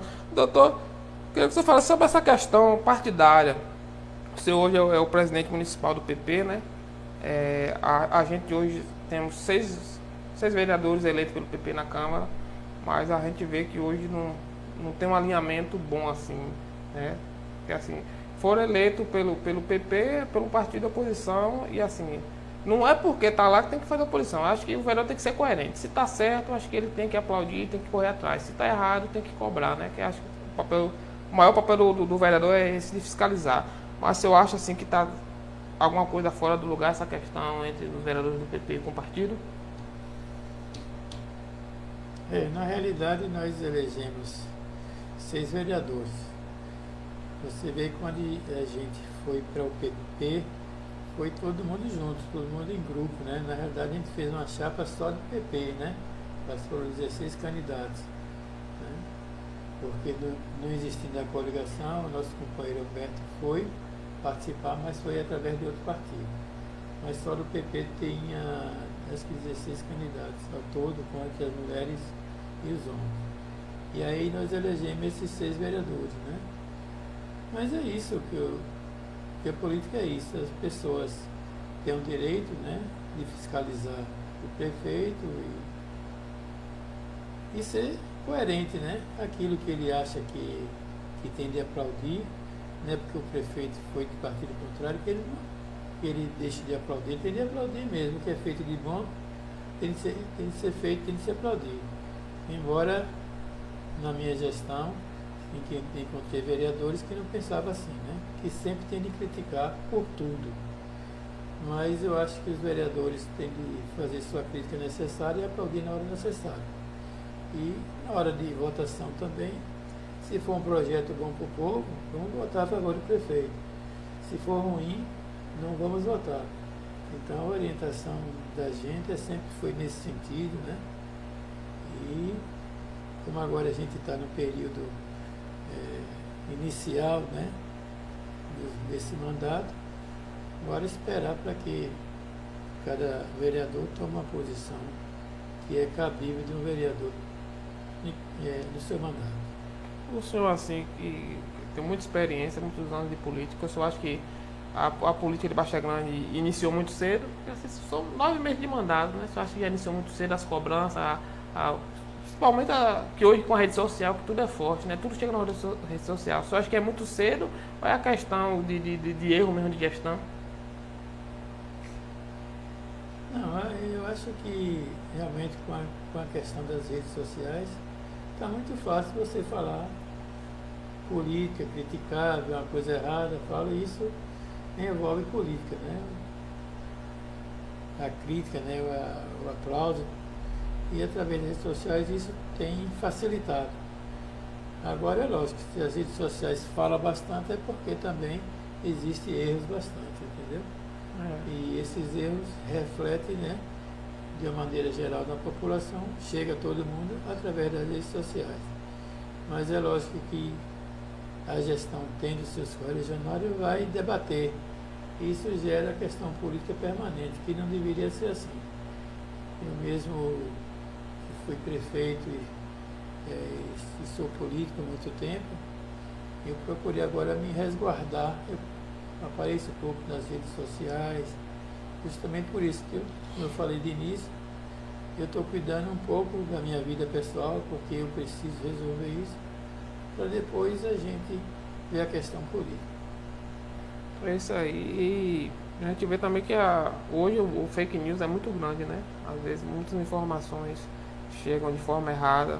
Porque a internet hoje é um dos meios, acho que mais importante, mais usado no mundo. Mas ainda tem pessoas que ainda usam para fazer maldade, né? Então isso é muito prejudicial. O senhor falou sobre a questão de projetos, de aprovações. A gente teve 2 projetos aprovados logo no início da gestão, que é da CIP, né? Que é a questão do pagamento da taxa de iluminação pública. Mas a gente não vai entrar nesse assunto, a gente vai puxar mais do assunto que o senhor tem prioridade. O que o senhor acha sobre essa questão de terceirização na saúde pública, já que o senhor é da área? A questão da terceirização da saúde pública, a maneira de administrar a saúde, sendo uma empresa séria, né, que trabalha direito, que trabalha, vai querer melhorar a saúde, independente da questão política, eu até acho que seja válido, entendeu? Mas uma terceirização apenas para ter o proveito tanto a empresa como o gestor, aí é ruim demais, né? Ruim demais porque o dinheiro da saúde que se gasta na saúde é muito pouco. De uma maneira geral, a saúde tem pouco dinheiro para gastar porque a saúde é cara, mas quando ela é retirada também, o pouco que existe na retirada, uma boa parte para uso indevido, é realmente ruim. Porque você tem, por exemplo, o Hospital Português em Salvador. Ele tem terceirizado pelo menos uns 5 ou 6 hospitais no interior. Já trabalhou em Jacobina, trabalha em Conceição de Coité. E eles trabalham de uma maneira totalmente decente, né? E paga seu salário certinho. E também não tem nenhum vínculo de falcatrua, de nada com o gestor, entendeu? Ele recebe aquele dinheiro para prestar aquele serviço e então, quando ele presta aquele serviço de boa qualidade, ele está fazendo bem para a população e até leva o nome do prefeito, do gestor. Então, nessa questão, o senhor é a favor dele que seja feito da forma correta, né? Da forma correta. Seja da forma correta. A gente está vendo aí que tá tendo hoje Baixa Grande terceirização, mas a gente torce para que dê certo, né? A gente sabe que agora já vai mudar a empresa, que a gente torce, porque na verdade quando as pessoas procuram um hospital é porque realmente necessitam, né? Eu mesmo no último ano de gestão, teve até umas 2 ou 3 empresas que veio aqui para fazer essa terceirização, fez um levante no hospital, me apresentou o orçamento, botou isso e aquilo. Quando a gente sentou para analisar, aí o secretário falou, a gente não quer não. Na saúde como um todo, apesar que a gente já usou cooperativa para pagamento dos médicos, de enfermeiro e tudo, mas a terceirização como um todo, existia muita dificuldade de resolver aquilo e coisas que a gente não via que era correto. Eu vejo muito assim, doutor, a questão de conhecer a realidade do município, né? Porque assim, quando você tem pessoa lá na direção, à frente, que conhece a realidade do município, facilita as coisas. Porque assim, é uma cidade pequena, todo mundo se conhece. Quando chega Seu José, aquela pessoa já sabe, Seu José tem problema de coração. Mas quando a pessoa vem de fora, nem sabe, entendeu? Às vezes não dá atenção àquela pessoa que é um problema mais grave. Eu acho que o que pesa mais é isso. Eu acho que a população perde nesse sentido, né? Quando terceiriza, acaba botando pessoas que não é do município. Então o acolhimento diminui. Porque quando você é da cidade que conhece a pessoa, até tem um grau de parentesco, porque a cidade é pequena assim. Você é primo, segundo, primo, terceiro, acaba acolhendo melhor, né? E quando se trata de saúde, quanto mais se acolhe, acho que o paciente chega a até melhorar. Porque eu vejo situações, até com o senhor próprio, às vezes tem pessoas doentes que quando se aproxima, a dor já passa, né? É porque já conhece. Aí acho que esse acolhimento, quando chega no hospital, é de fundamental importância. A gente está chegando ao fim do nosso programa. Tem muita gente aí mandando pergunta, querendo pergunta para tocar no assunto político. Vamos lá, entrar mais uma vez no assunto político para a gente encerrar, doutor.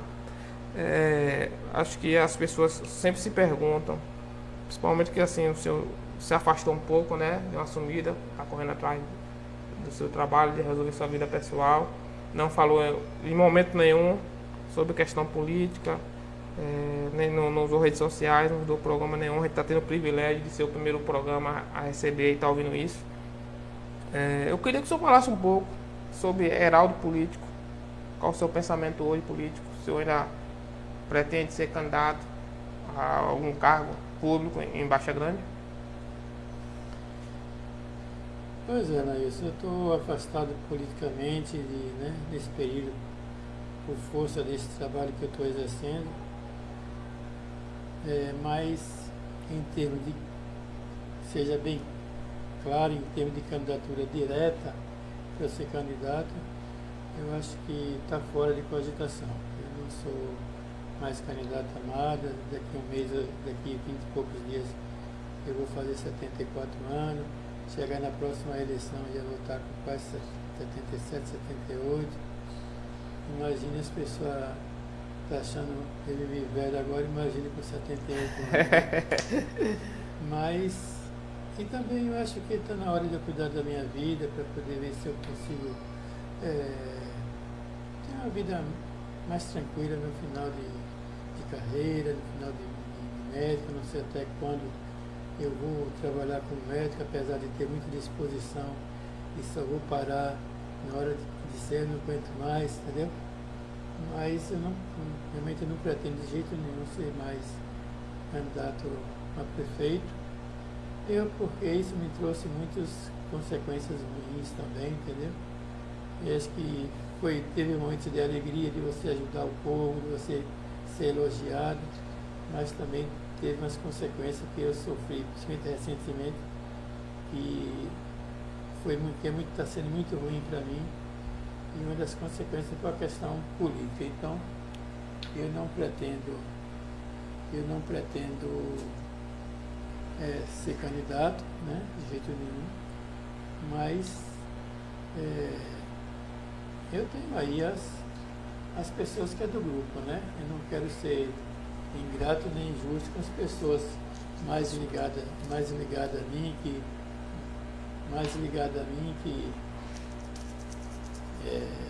trabalhou junto comigo, que pretende chegar a uma carreira política. E aí são alguns, não é a única pessoa, são alguns que a gente pode ver, acompanhar e ver de perto, e na hora certa aproveitar para dar o apoio necessário, né, para essas pessoas. Então, minha participação é mais nisso aí, de acompanhar as pessoas durante esse período até chegar à próxima eleição e fazer uma campanha, né, para que a gente possa ter um candidato e esse candidato seja eleito. Mas eu diretamente, sinceramente, é um assunto encerrado. Eu acho que assim, que Baixa Grande perde muito com essa decisão sua, mas eu acho que o senhor também ganha muito com isso. Eu acho que a sua contribuição para Baixa Grande foi grande. E chega um momento que a gente também tem que pensar na gente, né? Eu acho que quando o senhor se envolve em política, o senhor acaba se esquecendo do senhor, pensar mais nos outros. Então eu acho que Baixa Grande hoje bate palmas, né? E agradece por tudo que o senhor fez, por Baixa Grande como político. Eu sei que o senhor não vai se afastar porque gosta. Acho que os palanques ainda vão lhe ver ainda, né? Lá, não como candidato, mas sim como líder que o senhor é, né? Tá ali levantando o nome de alguém. O senhor acha que atualmente hoje no seu grupo hoje político, tem pessoas já preparadas para assumir essa posição, ou o senhor pensa assim, como as pessoas comentam, de um novo nome que ainda não foi, que não é ligado à política? Olha, essa política é uma coisa muito dinâmica, né? É uma coisa que muda de repente, todos os dias. Então hoje a gente certamente tem alguns nomes aí que estão preparados, sim. E estão preparados, basta que quando se aproximar mais da questão da eleição, ver aquele mais preparado ou até preparado politicamente ou através de pesquisa a ser realizada, e aí você abraçar aquele, ou o grupo, eu vou participar, mas o grupo abraçar aquela pessoa e caminhar junto para poder ele se fortalecer, entendeu? Então eu acho que já existem pessoas aí que têm essa capacidade. Agora, como eu falei, a política é muito dinâmica, de repente aparece um nome novo que você nem imaginava que, de repente, pode, né, criar um vínculo assim com a população, que cai no gosto da população, que cai na graça da população e que cai também na graça do povo, do grupo, né, que o grupo vê todo mundo junto, porque se vê uma pessoa num nome novo no seu celular para dividir, não resolve. Então tem que ser aquela pessoa que possa realmente estar unindo o grupo e ao mesmo tempo ser benquisto da sociedade, do eleitor como um todo, né? O que o senhor acha assim, até uma coisa assim meio um pouco polêmica, o que o senhor acha sobre a questão das mulheres no poder? Não acho polêmica, não. Eu acho as mulheres importantes nesse processo político aí, né?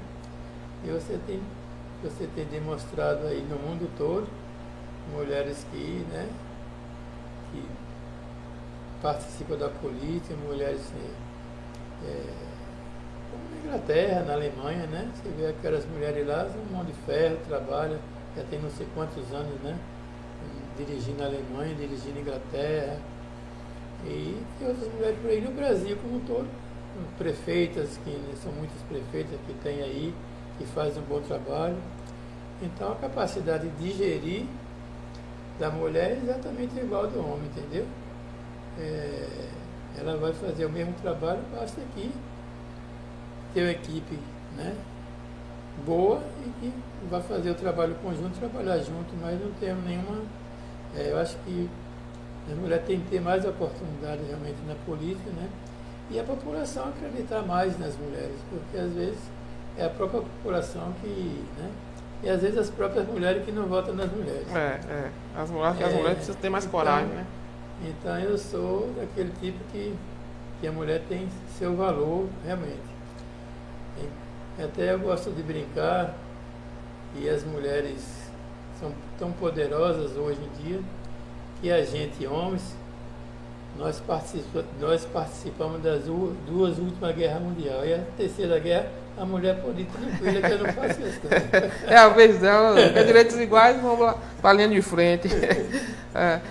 Tava faltando uma graça, né, doutor? O seu mais amigo gosta de contar os casos, aí tava faltando isso aí, para descontrair. um pouco. Mas eu vejo assim, doutor, eu acho que Baixa Grande aí, nos seus 136 anos, né? Eu acho que seria ideal, assim, no momento de uma mulher prefeita. Eu acho, assim, porque assim, quando a gente que é homem, quando a gente chega lá e bagunça a casa, quem vem arrumando, acho que a mulher tem mais percepção para arrumar, eu acho que Baixa Grande tava precisando dessa repaginada, né? Mas quem sabe se aparece aí, tem muitos nomes bons aí, femininos aí, que possam, né? Pra frente, pessoas de garra, guerreiros aí, tem muitos. A gente não vai citar nomes aqui, porque a gente pode esquecer de alguma, mas eu acho que já dá para começar a se analisar isso, né? Se pensar nisso. Apesar que está cedo, 9 meses, mas acho que É aquilo que eu te falei, né?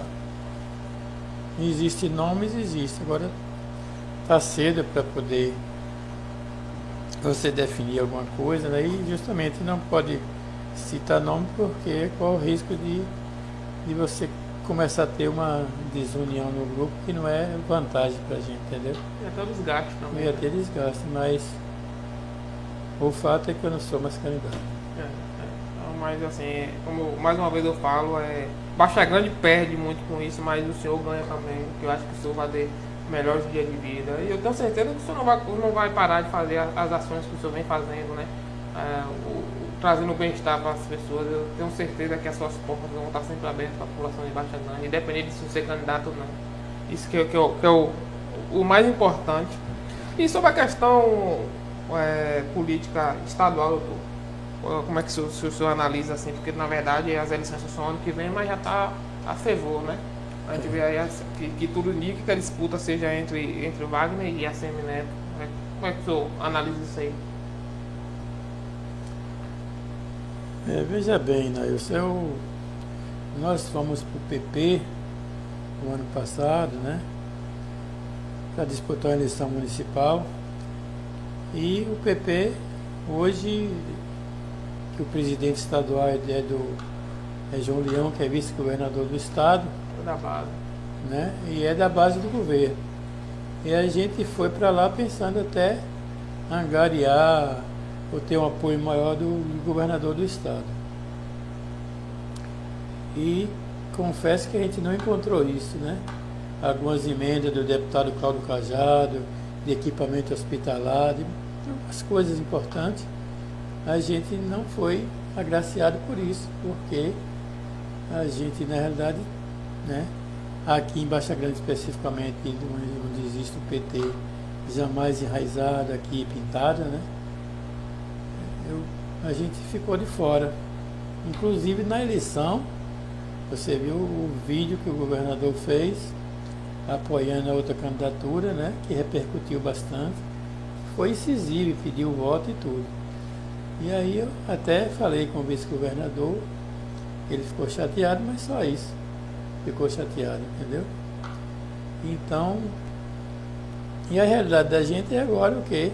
Você continua num grupo político, que a gente vai pretender ter um candidato, né, a prefeito, que vai votar contra o PT praticamente, né, e os partidos de esquerda. Então, como é que você vai votar num governador que é apoiado pelo governador atual, Wagner? Então, eu estou dizendo aqui mais ou menos de público que eu não voto em Wagner, entendeu? Então, eu sei também que a política vai polarizar entre Wagner e a ACM Neto. Então, nessas duas posições, eu voto com a ACM. Tá certo? Isso aí para todo mundo saber. Se houver um terceiro nome que a gente vê que é importante e possa até ganhar eleição, um nome mais adequado, tudo bem, mas nessa questão de Wagner e ACM, eu voto em ACM. É porque na verdade tá tudo em aberto, né? Porque na verdade no âmbito federal acho que vai decidir tudo. Porque na verdade Bolsonaro hoje não tem partido, né? Há suposições de Bolsonaro ir pro PT. Aí eu acho que a questão da Bahia vai ter toda uma mudança. Exato. Porque É agora... por isso que eu falo que existe ainda, até para governador do estado, que eleição ano que vem, ainda está cedo, porque vai haver umas arrumação aí, entendeu? Porque você tem uma vaga para o Senado e tem a vaga de governador e de vice. Mas você tem nomes como Otto João Leão, o próprio João Leão, Otto Alencar, Wagner, o próprio governador, que talvez queira ser candidato ao Senado. E assim vai, o ACM Neto, né, o Wagner. Então, dentro do próprio governador tem vários nomes. Como é que eles vão arrumar isso? A gente teria que aguardar para ver. E sobre a questão, assim, doutor, de deputado, o senhor já tem uma definição assim? Porque assim, o senhor apoiou na última eleição o Cajado, né? Foi uma pessoa bem presente na sua gestão. Essa parceria vai continuar? O Cajado vai continuar. Com certeza a Cajado Federal vai continuar. E a gente, eu, talvez Mimi também,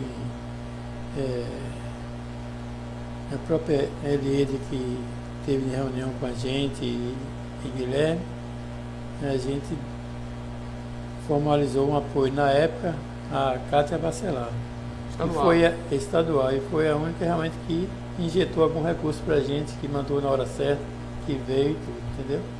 Então, esse compromisso agora, você sabe que recentemente, de uns anos para cá, qualquer cabo eleitoral, qualquer vereador se acha do direito de chegar e votar em quem quiser por troca de alguma coisa, né? Mas a liderança da gente vai dar os votos que for necessário, mas é compromisso nosso, entendeu?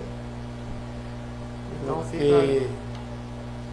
porque hoje, em Baixa Grande, passa um deputado que vem de Salvador para ir parecer, para Xique-Xique, para onde for, ele dá uma paradinha aí na praça, senta no bar, aí fala alguma coisa de política, aí já aparece uma pessoa que tem o voto dele e diz que tem 100, aí já vai, não, eu tenho o seu voto, lhe dou e recebe alguma coisa em troca. Então, assim, o senhor está aqui vindo a público dizer que o deputado federal continua com o Cajado, né? Acho que é mérito também dele, também, né? Fez muito. E estadual, Cátia Bacelar. A gente sabe que Baixa Grande sempre foi assim, Baixa Grande sempre teve um índice alto de votação para deputado, né? Cada um tem o seu e aí vai. Aí eu acho que às vezes até a população acaba perdendo. Né?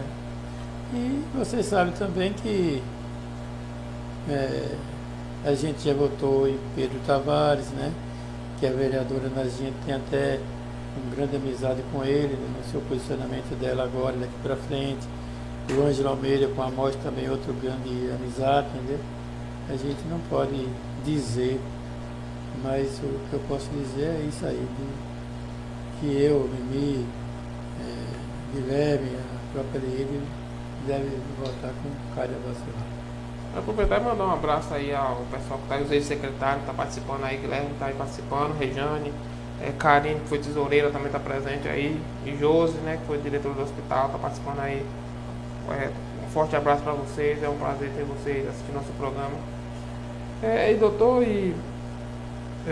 essa questão, o senhor tocou no assunto aí muito importante, sobre essa questão de ter ido para o PP para tentar, né, procurar uma proximidade mais ao governo do estado para conseguir recursos, né, para melhorar o município. A gente teve aqui em Baixa Grande em 2017, né, a equipe do CEINFRA, né, se o senhor se recorda, para analisar as questões de pontes, né, as molhadas, bueiros, e foi assim uma audiência pública onde as pessoas votaram e escolheram qual seria as localidades beneficiadas. E aí passou 2017, 2018, 2019, teve visitas para conhecer as obras, ver o local para comprar material, teve isso tudo. E não veio a obra, acabou não vindo. E agora a gente vê que em 9 meses de 2021 a obra já está quase concluída, né? Então acho que isso aí, essa questão de se aproximar do governo do estado não teve. Não teve uma vantagem para a gestão, para a minha gestão, né? Porque em 2017 todo mundo sabe que a gente se reuniu no clube, várias associações, né?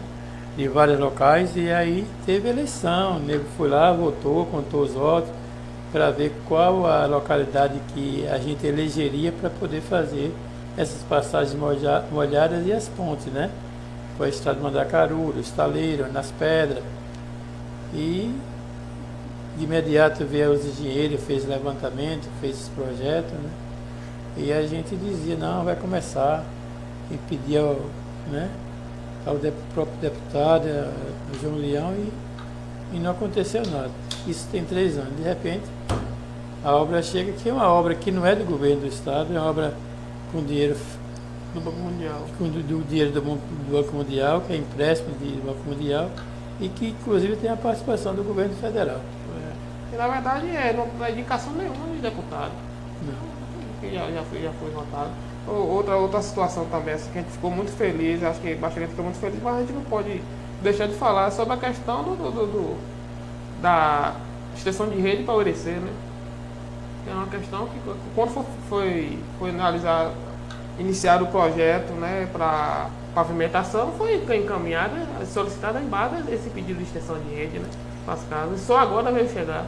Exatamente. Quando a gente fez a solicitação de extensão de rede para a Embasa, lá do alto da quadra Q, que não tinha água, fez também. No mesmo dia o engenheiro veio aqui, foi lá, fez o projeto, né? E foi lá na Rua do Irecê, inclusive a vereadora Nadinha fez um videozinho, falou alguma coisa, né? Que ela estava lá presente na hora. E ficou parada a vida toda. E agora chegou, né? E tudo são projetos antigos que estão sendo realizados agora por conta de interesse político. Eu acho que essa participação do governo do Estado acaba atrapalhando até o gestor, né? Faz um bom trabalho. Porque, na verdade, quando é do mesmo grupo político, facilita. Quando não é, acaba dando uma seguradinha, né? Mas o importante é que está lá, né? O pessoal são merecedores, né? O pessoal daquela da rua são merecedores, são batalhadores. Eu lembro que eu, menino pequeno ali, morava ali, tem algumas delas ali que moram lá hoje, que trabalhavam com meu pai, né? No restaurante, fazendo feijoada. E era uma luta terrível com a latinha na cabeça para carregar água. Não, tudo que vem dessa maneira, ou atrasado, que devia ter feito antes, ou agora, ou depois, sendo para beneficiar a população de determinada bairro ou rua, é importantíssimo. A gente aplaude, a gente fica feliz. O que a gente não pode é se vangloriar, nem eu que pedi o projeto, nem agora a atual gestão que essa disputa de trouxe ou deixou de trazer. O importante é que veio para a população. Se a população está feliz, isso é que importa. Isso é importante. A gente está encerrando, chegando no final do nosso programa, né? Já 9h14, que iniciou às 7h30. Vejo que o pessoal tá firme e forte aí, continuando. Vou mandar um alô aqui para doutora Messia, né? Também para a professora Ábia, Marcelo Seu e Zizi, que fizeram uma campanha desde ontem aí na rede social. A gente não precisa citar o que foi, mas eu queria deixar os parabéns a vocês, né? Que meteram a mão nisso aí. E graças a Deus hoje à tarde já foi concluído o êxito, né? Pela campanha. Agradecer as pessoas que ajudaram, que contribuíram. Que foi um momento difícil de uma cidadã baixagradense, mas graças a Deus o nosso povo é unido nesses momentos. Então deixar aqui um forte abraço, doutora Messia, Ábia, Marcelo, né? Marcelo Seu e Zizi, que eu vi foram grandes aí na frente dessa campanha aí, né? E isso é importante, apesar das dificuldades de cada um ter seu grupo político, quando chega nesses momentos, a população de Baixa Grande é bastante unida. E isso aí é que faz a gente feliz. Estamos chegando ao final do nosso Papo Reto Podcast. A gente aqui foi um papo muito bom. Pra gente, assim, hoje a gente bateu o recorde de audiência, né, das pessoas. Isso mostra que o Dr. Aldo, além do ser humano, é um grande líder, né? É uma pessoa muito respeitada. Graças a Deus, sem polêmica, sem nada, as pessoas perguntaram de boa, aplaudiram. Então isso é muito importante pra gente. E a gente fica feliz em ver um projeto sendo abraçado pelas pessoas, né? Um projeto totalmente de Baixa Grande. São pessoas daqui, né? Eu, Nezinho, Guerreiro, Calivaldo, Mascate, as pessoas que estão envolvidas aí.